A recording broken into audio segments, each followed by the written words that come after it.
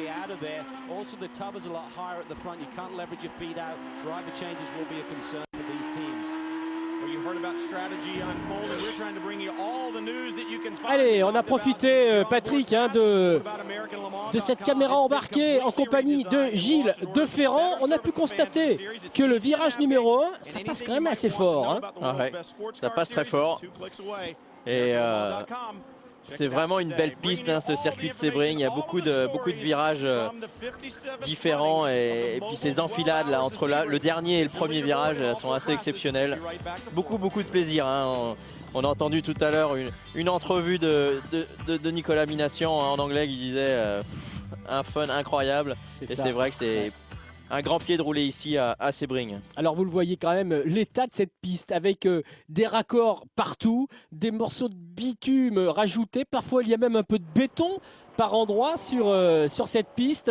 On a vu la Gilles Deferrand quand même pas mal secoué également physiquement. Ça doit quand même être très dur un double ou un triple relais sur ce tracé. Oui, c'est très dur et d'ailleurs on a vu des images intéressantes, hein, tout à l'heure entre l'Audi et la Peugeot. On a vraiment l'impression que l'Audi est un petit peu mieux sur les bosses, elle est moins réactive que la Peugeot, un peu plus facile à conduire. Et ça se voit un petit peu dans le début de course. On a Pedro Lamy qui est au niveau de la performance pure dans le coup largement, puisqu'il a un tour plus vite que McNish. Mais il a déjà pris pratiquement 11 secondes. Il est beaucoup moins régulier que McNish. Et on l'a vu aussi, on a vu Rockefeller maintenant venir agresser Pedro Lamy avec une voiture assez, on va pas dire confortable, parce qu'à ce niveau-là, c'est pas du confort, mais on a l'impression d'avoir une voiture qui est un peu moins sensible, un peu plus facile à conduire, et ça peut être un avantage sur une course comme Sebring, surtout quand la piste est en mauvais état comme ça. Belle constatation, effectivement, Patrick. On le voit aussi à cet endroit-là. Hein. Vous avez vu, freinage, il y a carrément un raccord de bitume au niveau du freinage et la voiture saute littéralement, effectivement, au niveau de ce freinage. Alors, on va pas dire qu'il y a polémique, mais on parle beaucoup des ailerons arrière, hein, de l'aileron arrière de l'Audi et de son mât en sorte de point d'interrogation à l'envers. C'est un petit peu d'ailleurs la même technologie que celle qu'a emprunté Nick Wirth pour l'Acura. L'Audi comme l'Acura, un petit peu la même architecture au niveau du mât d'aileron. Allez, on est revenu justement avec Mike Rockefeller. Et puis vous le savez, hein, quand même l'élément essentiel de différence entre l'Audi R10 et l'Audi R15, bien sûr, au niveau de l'aéro, c'est énorme l'écart. On a l'impression que l'évolution va être moindre entre la R8 et la R10. En revanche, entre la R10 et la R15, mais c'est phénoménal la différence de ligne, même de taille. Hein. On a l'impression qu'il y avait une énorme voiture qui avait été d'ailleurs faite, on s'en rappelle, pour Le Mans, qui n'a pas toujours été à l'aise. Ensuite, un American Le Mans Series sur les petits tracés. Là, cette voiture, elle paraît beaucoup plus compacte, beaucoup plus petite. Et puis surtout, elle dispose d'un moteur V10 et non pas d'un moteur V12, ce qui permet de réduire le poids, l'encombrement, donc de beaucoup travailler, bien sûr, le centrage des masses et l'aéro. C'est plus efficace, forcément, Patrick. Oui, c'est plus efficace et surtout, ce qu'on privilégie beaucoup chez Audi, c'est l'accessibilité à la voiture, parce qu'on sait qu'en endurance, on a toujours un problème. On ne peut pas gagner Sebring, on ne peut pas gagner Le Mans, on ne peut pas gagner des courses comme ça sans avoir aucun problème. Donc, on travaille énormément sur l'accessibilité de la voiture, pouvoir réparer. Et ça, c'est une des grosses forces de la domination d'Audi depuis une dizaine d'années. Et ce qui est, chez Peugeot, on a fait une voiture incroyable, mais je pense qu'on a mis un peu cette accessibilité en arrière et ça leur joue des tours. Parce que Peugeot gagne, il va falloir qu'ils aient zéro problème. Et on sait toujours que dans ce genre de course, on a toujours un petit truc. Et si on met chez Audi, on sait réparer rapidement et ça a fait parfois la différence. Donc non seulement on construit des voitures très efficaces, et on l'a vu pour la première fois avec une voiture qui est vraiment modifiée. On voit vraiment que c'est une nouvelle voiture. Avant, c'était vraiment une évolution. Là, on voit vraiment que c'est une nouvelle voiture. Et on n'a sûrement pas oublié ce qui a fait la force d'Audi pendant toutes ces années, c'est-à-dire l'accessibilité et de pouvoir accéder à la voiture rapidement et de pouvoir changer des éléments importants de la voiture très rapidement. Allez, on est d'ailleurs avec Alan McNish, qui, on vous le rappelle, donc a pris le départ en tête et qui l'est toujours. you get a great view of how long that corner is and how it tightens up at the exit. I think the exit is truly one of the scariest parts of turn one. That was a great overhead shot to show a perfect line through turn one. Alan McNish, toujours en tête. Alan McNish qui a été très surpris aussi en arrivant ici à Sebring. Alors, on le répète, hein, le règlement de la CO, on a quand même coupé l'aileron arrière d'une quarantaine de centimètres. Ce n'est pas rien. Mais pour autant, il était agréablement surpris car la voiture a retrouvé de l'appui mécanique et de l'appui également aéro par ailleurs. Et dans le virage numéro 1, ça passe beaucoup plus vite qu'avec la R10. Et Rinaldo Capello, qui est également avec lui au volant de cette voiture, qui était là, lui, en 2000, hein, quand, pour la première victoire de la R8. Alors, il dit à peu près dans le numéro 1, depuis la R8, on a dû gagner 40 km/h à peu près de vitesse de passage dans ce fameux virage numéro 1.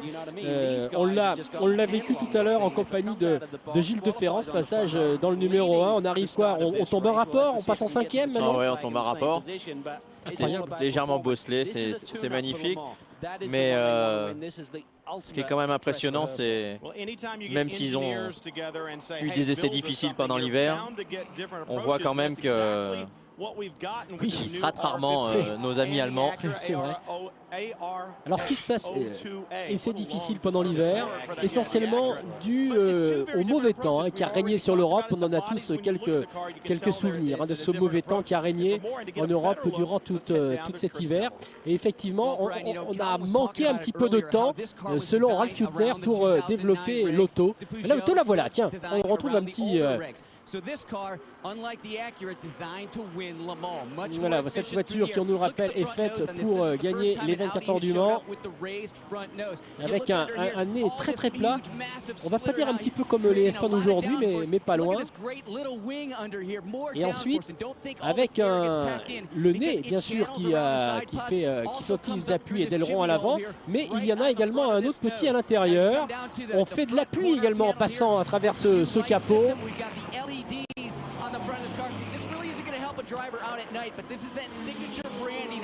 Et également ces LED, hein, qui sont la signature des Audi, les persiennes sur le dessus, et qui, comme toujours, n'est-ce pas Patrick, ne résisteront pas toutes, hein, aux 12 heures. Et il y en aura quelques-unes qui vont s'envoler d'ici là. On voit qu'il y a eu beaucoup de travail de fait chez Audi au niveau de l'aéro. C'est une toute nouvelle voiture, hein, ce qui est pas arrivé depuis la R8. On faisait beaucoup d'améliorations, on changeait des petites choses, mais là on a vraiment fait un travail énorme. Oui, on le voit surtout sur le capot arrière aussi, hein. Avec ici également l'aileron. Le capot arrière, il est derrière, tout au fond, debout. Et regardez donc cette façon de... Les mâts d'aileron, comment ils sont, pour essayer de créer le plus d'appui possible avec un aileron arrière qui respecte les règles. Alors on est passé du côté d'Acura, puisque ce sont les éléments de carrosserie de l'Acura de l'équipe Highcroft qu'on aperçoit derrière, alors que les premiers ravitaillements pour les voitures de l'équipe Dyson. Butch Lessinger qui s'arrête. Butch Lessinger en 9e position classement général et 3e position de sa catégorie.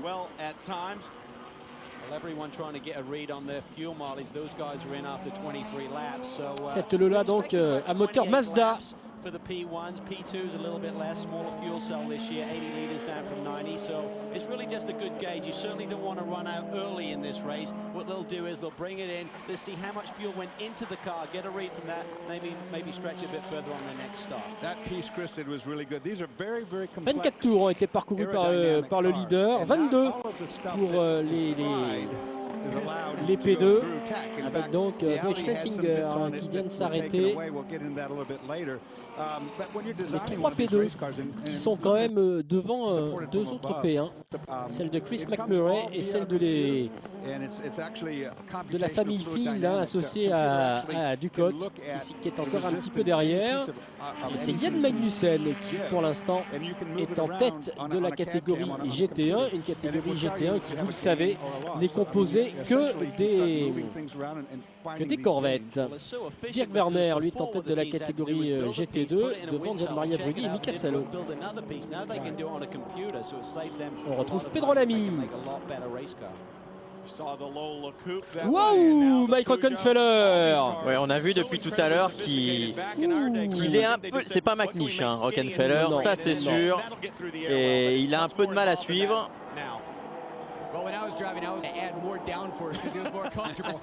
Et là, petite alerte hein, quand même pour Mike Rockenfeller. Alors, il me semble bien, oui. Ah, c'est pas le moment d'aller voir les persiennes des capots avant de la Peugeot. Il nous a semblé que Pedro Lamy s'engouffrait dans les stands. Ah, ils ont rien vu. Ah, on n'a pas rêvé, ou alors il y avait un gros problème là. Hein. Il avait une trajectoire quand même oui, bien sûr. Donc ravitaillement pour au terme du 24e tour, 24 tours couverts, donc au niveau du 25e passage pour Pedro Lamy.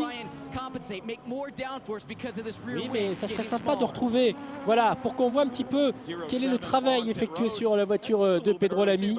Est-ce qu'on va changer les pneus? Mike Rockenfeller aussi. Et voilà. On ne fait pas de double relais avec les pneumatiques apparemment. Pas encore. Alors moi la question que je pose, Patrick, c'est est-ce qu'on va le faire du côté de l'Acura? Avec ces 4 pneus arrière, est-ce qu'on n'a pas la possibilité de le faire sur l'Acura? Peut-être pas au terme du premier relais, parce qu'on sait très bien que les pneus sont ceux également qui ont été utilisés pendant les qualifs, mais plus tard. Il faudra surveiller cet élément, alors que Mike Rockenfeller repart et que vous avez vu que tout s'est bien passé sur la voiture de Pedro Lamy. Vous vous rappelez, Patrick, l'année dernière, du côté de chez Peugeot, on avait toujours un petit peu de mal au niveau des ravitaillements et on perdait toujours un petit peu de temps. On a beaucoup travaillé cet élément de la course d'endurance. C'est important de ne pas perdre des secondes précieuses que l'on peut gagner sur la piste, de les reperdre ensuite dans les stands. On est allé même jusqu'à changer les porte-moyeux et les moyeux de roue et les écrous également pour permettre un travail plus facile des mécaniciens de chez Peugeot. Et manifestement ça a payé, puisque vous le voyez, la voiture a passé un temps minimum dans les stands et tout s'est très bien passé pour la numéro 7. Tiens, on retrouve la BMW numéro 90 et arrêt d'Alan McNish également dans le tour suivant. 26 tours couverts pour McNish.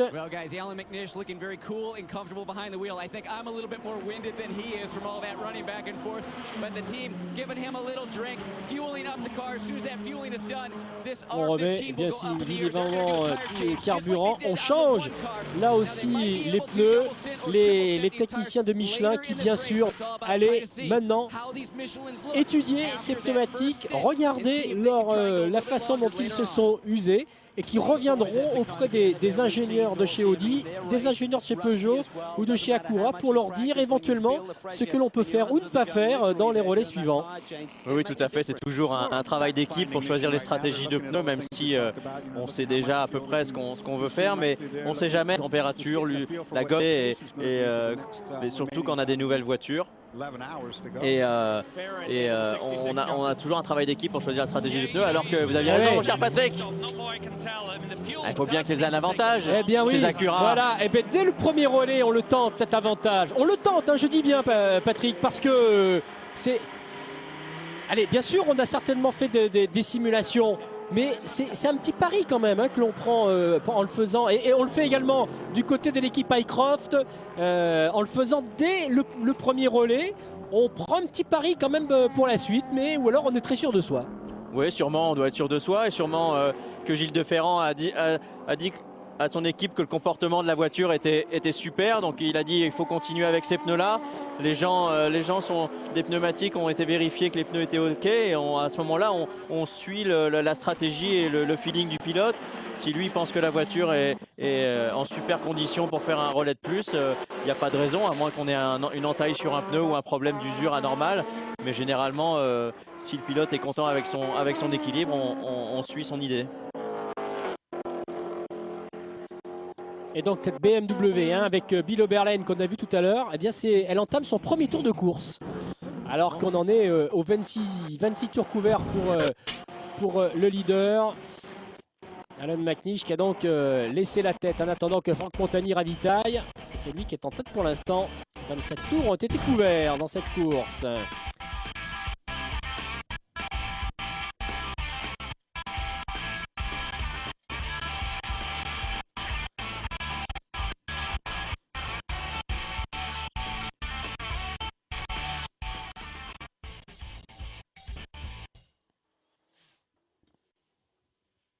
Allez, jingle de Ricain avant de retrouver le tracé vu d'hélicoptère.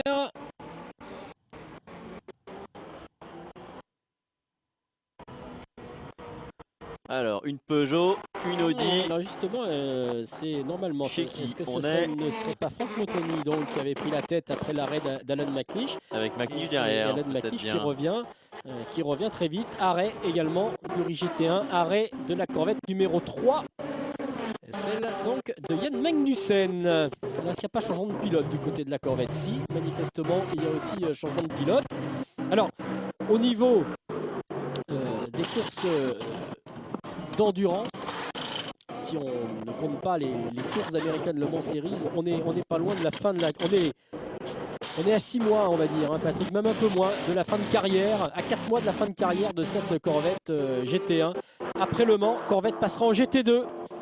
C'est la fin d'une belle aventure et d'une longue série victorieuse, bien sûr, pour cette équipe, Corvette Racing, pour cette voiture et puis pour les pilotes qui vont tâcher de retrouver la victoire au Mans, histoire de bien conclure l'histoire de cette voiture.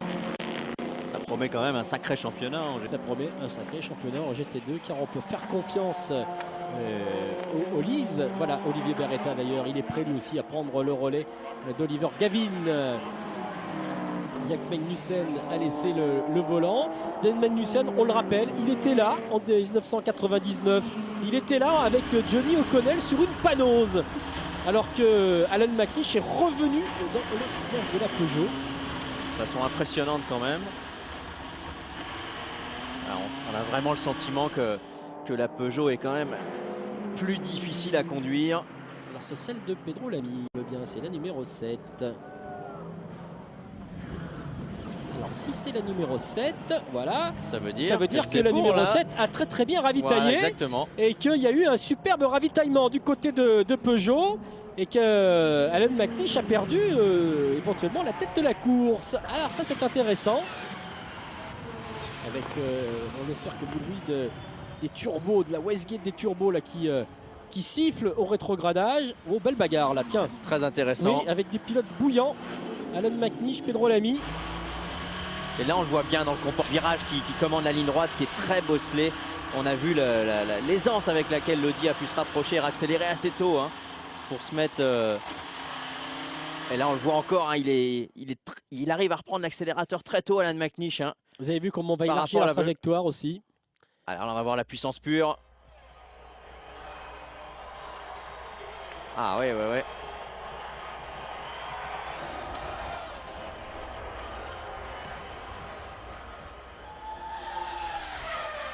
Voilà, on l'a vu, hein, dans la ligne droite, petit avantage à la Peugeot, mais dès que dans le virage très bosselé, ouais, c'est chaud. C'était très chaud là, c'est très chaud.